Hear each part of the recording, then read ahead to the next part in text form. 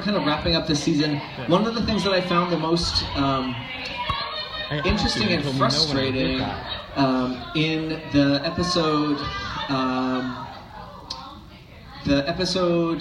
The Job Hunt, where Rose loses her job, and not only is there this like really intense, and so I'm sorry that this is kind of where my head is going these days, but it's just like capitalism is a total drain on like fun in our lives and queerness, not having it these days. But I feel like the other girls are just performing this idea that Rose needs to be like a functioning, contributing member of the society, but not like of the household, even though later on in the series we see them act with a lot more generosity towards each other in terms of like helping each other around the economics of managing their lives as like four older women, specifically recognizing that ageism and sexism come into play in terms of their inability to maintain or achieve employment. So we see this come up in a bunch of episodes later on.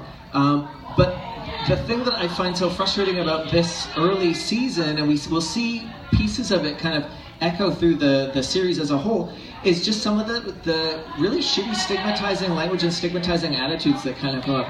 I mean, we will talk a little bit more about their fat phobia and fat shaming later on when there's episodes that warrant a little bit more than the one comment. But specifically, I wanted to talk about the mental health stuff. So in the episode,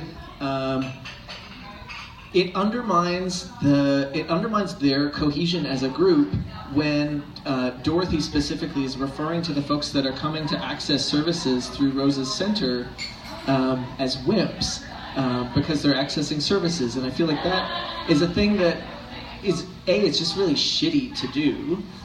Dorothy is just expressing that she is frustrated and pissed off with having her home space invaded, but in doing so, she creates an environment where no one then can feel safe to talk about any of the struggles that they have. So the other thing is that this is a continuity issue for the show, because they end up, this is why I'm so frustrated with this episode, is because they do come to each other and share their vulnerabilities and talk about the issues that affect them and the issues that are kind of systemic that affect them as like older, granted white women with a bunch of cash to throw on, or like at least some cash to throw on. Blanche mentions that she married rich, and a couple of episodes kind of throws some cash around just for us to kind of wag our tongues at. And I wag. It's a thing. I tuck the tail, but normally I'd be wagging at this moment.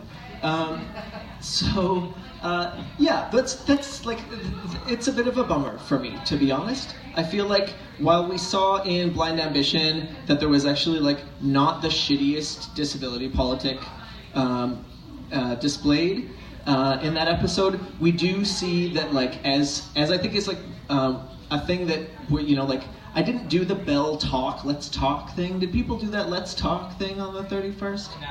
No. I feel like I specifically don't do that because I feel like my crazy is going to be overtaken by other people, and I need, my ego needs to be validated, so I need to save my crazy for a day. But also because I feel like my mental health stuff, who decided to give me a microphone also? Why? Who thought that was going to be a good idea? But because I've had in this past couple of years like mental health struggles that have been designated by me as like crisis level, like ongoing throbbing crisis, kind of like low level inflammation, but like a small ulcer. Like a small, I was thinking more like an STI that's like you're weeping. You're like weeping from the area, but in like a way where it's like, I just gotta wash my underwear. So, but it's just like a constant kind of brackish fluid. So, again, does somebody else want to talk about And as I was saying earlier, I wanted to kind of tie this back in. I saw that Brene Brown. Do we really have to talk about Brene Brown right now? But as someone that has felt frustrated with the fact that I still have to perform for people that I'm not well. I still have to perform for people that the goal is for me to get better and to then be working because I need to be contributing to a capitalist society as like an active agent. And I learned through one of my best friends who has been living with chronic pain for years and years and years. And she was like, why the fuck do I need to, why do I need to work to be a valid person? Why do I need to be contributing to this system that I actually don't agree with? But even if I did agree with it, why is my worth as an individual tied up in my productivity? And I feel like that is one of the things that we see kind of sneak in a couple of these episodes that I just felt like was useful to say, hey, you got this one wrong. Fuck that. And that's all I gotta say. Let's watch the last episode, the season finale.